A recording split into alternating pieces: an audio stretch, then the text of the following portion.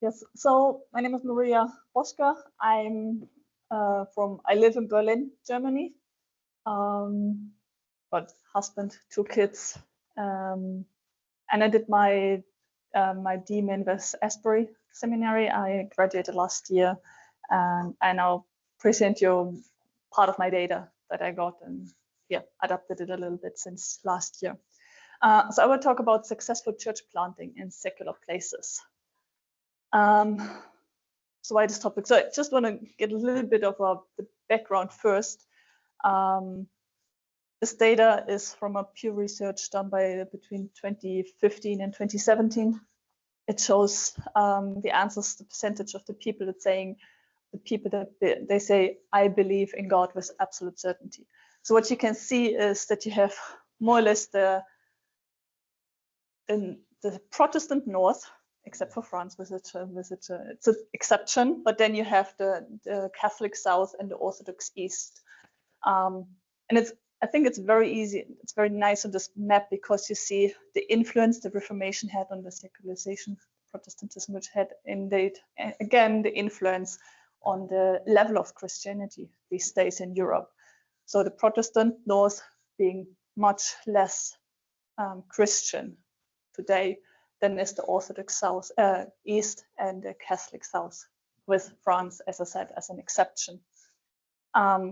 If you now would put in the division of Germany again with the East and the West, you would get the lowest number of the East of Germany, which is around 7.8% on the data during that time.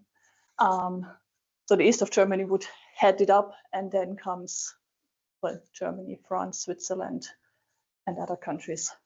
But so this is the map of Europe, and well, it just shows that there has been some changes during the last centuries, and the secularism and this decline in Christianity is something we all struggle with, and we need to find good solutions how we work with it.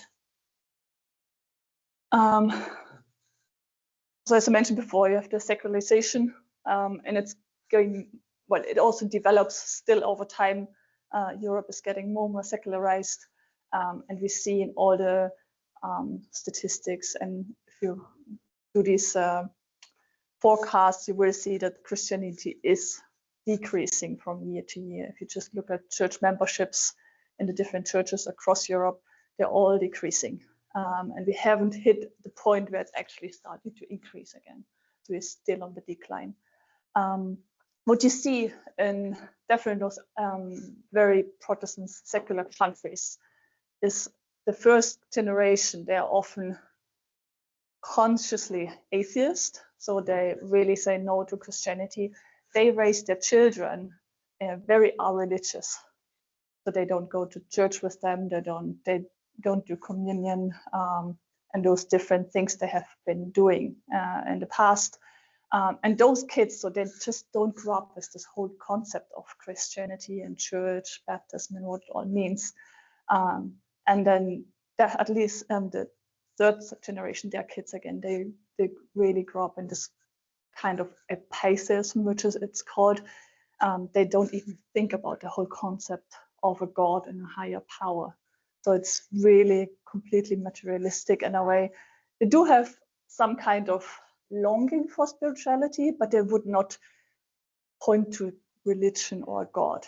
It's more longing for spirituality and something immaterial. But that comes to the point of the contextualization, because if you want to reach someone who's a religious or a atheist, you can't come with a gospel how we share it these days, because those people, they just don't have a concept of sinfulness, of needing redemption, of salvation, because it's just not there anymore. So we need to find a way how to share the gospel and how to actually plant churches, but also develop churches and really reach new people with the good news. So how can the gospel be good news again to someone who's a religious and atheistic? And so when I really looked at the numbers now, especially for east of Germany, because it's really the most secular area in Europe, numbers from 2012, they showed that 52% of the people in the east of Germany said, I do not believe in God, and 46.1% said, I am a strong atheist. And you could see the younger the people, the higher those numbers. So there's an increase in that one as well. But then also when you just look at the general church statistics in the east of Germany, 20% of them are still members of the Lutheran Church, 6.7% of the Catholic Church, and 1 to 2 to 3 churches, so less than 50%. But then church membership in that Germany doesn't account for religiosity or Christianity in a way. A lot of them are just part of the church because they always have been. And oh, there's, yeah, I added one line. So what this means is for the east of Germany, because it's even ahead in Europe, I would call it a model region, because it's just 1 or 2 steps ahead of the rest. And I do believe if we don't change something, the rest of the European countries would just get to the same point where the east of Germany is already. So therefore my thesis and idea was, let's look at the east of Germany, what's working there. What do church planters experience and learn in the east of Germany, which could then be taken and already now implemented in other regions, which are also very secular. So to maybe be a little bit further on, a step ahead from the development. I won't dwell too much on the theological biblical basis, but just very shortly. So I would say Jesus can also be seen as the first church planter. If you read the Gospels, the seed, the gospel is the seed. So like in the parable, the sower is sowing the seed is the gospel, and it's scattered, and some of the seed falls on fertile ground and it goes up and multiplies.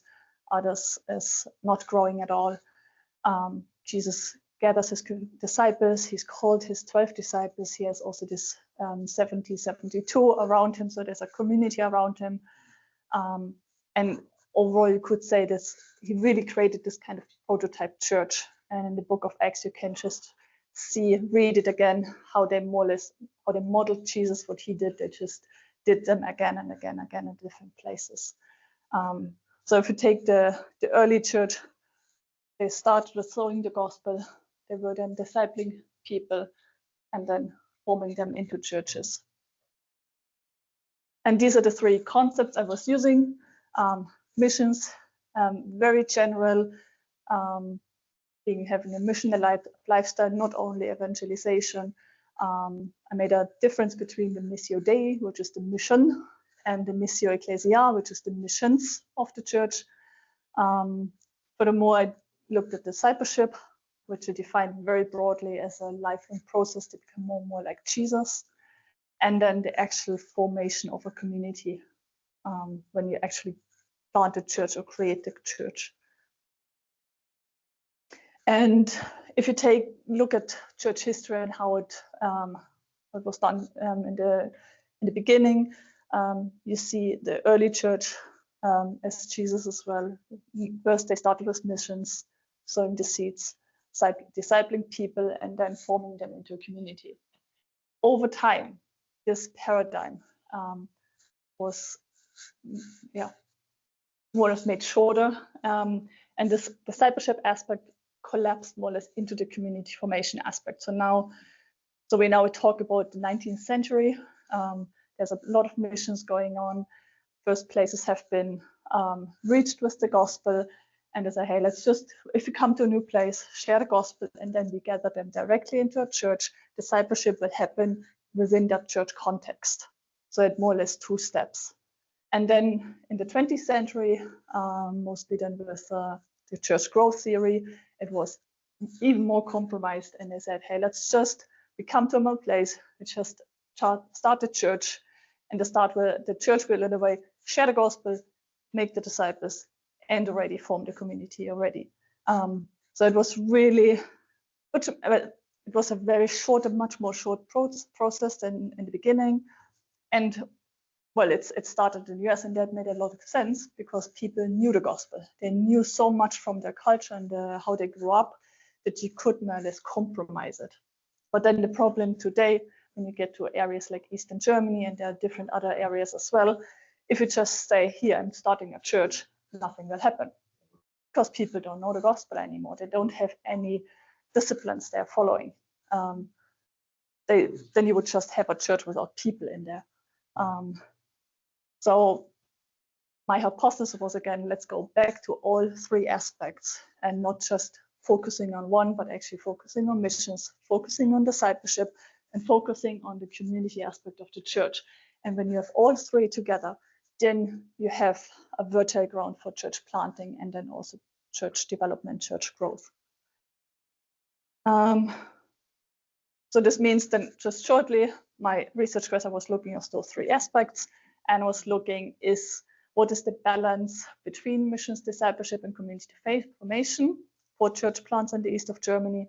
I was looking at how these three aspects are implemented and if there's an ideal balance or order, probably. What I did, I was looking at church plants in the east of Germany since 2016. So they were 7 years or younger. I did a full sampling. I really made a list and found more or less every church there is in the east of Germany that was planted since 2016. There might be some 1, 2, 3, 4 that I didn't get because they're non-denominational, but that are more their house churches because they don't want to be found.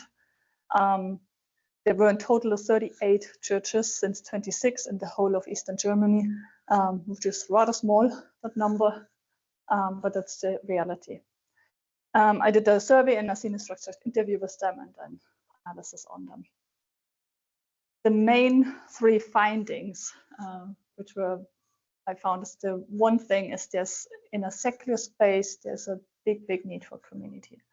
When I asked the church planters what aspect they feel is most important, 50% said it's mission because you have to share the gospel to start with. 32% said it's discipleship because that's where you actually grow, and only 80% said community formation. But that was the personal, what's most important to them. When I asked them what's hardest for them, 39% said it's mission, almost 2/3 said it's discipleship, and only 4% said it's community. When I then asked them, how much time they actually invest in those three aspects, they said actually they use most of the time for community formation, followed by missions, and the least of the time for discipleship. So that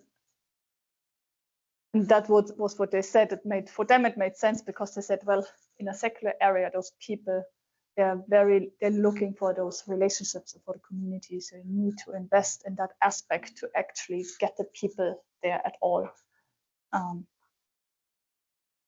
What was really interesting that came up during this how question when I was doing the interviews is also I did not ask for them. Every single church planter told it by himself that relationship was the key to everything. So it's like the bridge which combines those three aspects. Because first of all, if you want to share the gospel with someone who grew up are religious, you need a relationship with him or her. Otherwise, they are not even open for you to share the gospel. So you need to build relationships with the people. When you come to discipleship, you need to have a relationship with them because otherwise they won't let you speak into their lives. They just won't start a process with you without a relationship. And then third, they said, even when it comes to community formation, which also included the service or small group or even lunch meetings, if you don't have a relationship with them, they wouldn't join. If they don't trust you, if they don't know that you don't bring them to a strange place, they wouldn't come.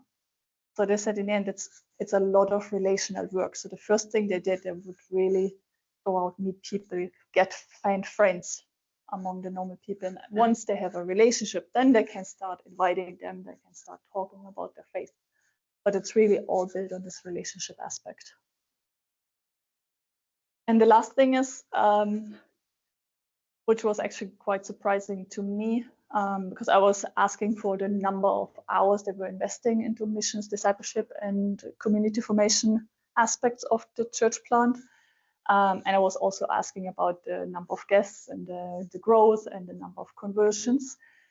And when I did a regression analysis on it, only discipleship came out with a significant result, which means from the time they invested in missions or discipleship and community formation, only discipleship, the more the discipleship they would invest, the more they would see, more guests they would see and the more conversions. So on the first graph, what it more says is the more hours of discipleship they put into the actual church planting team and the whole church, the higher the number of guests would be. So if they increase the focus on discipleship, the church will reach more people, so more guests when first time guests are coming. Just for the R square, it's 66.5 or 0.665, which means that 66.5% of the result can really be traced back to these two variables of the time of the discipleship spent for the team in the church. So there's still a third, which might be something completely different, but 2/3 really can be really traced back to the time for discipleship. And then on this graph, you see the number of conversions. So again, the more time the church planter used for discipling the team in the church, the more conversions they would see. So I thought that was a really interesting result. I didn't expect it. But just to summarize them, so first, what I said, church planters, they emphasize community formation, followed by missions and discipleship. Then they really say relationship is the key between all of them. So I need the relationships first, but then discipleship really stands out as the aspect with the highest influence on successful church planting, if you call successful growth numbers.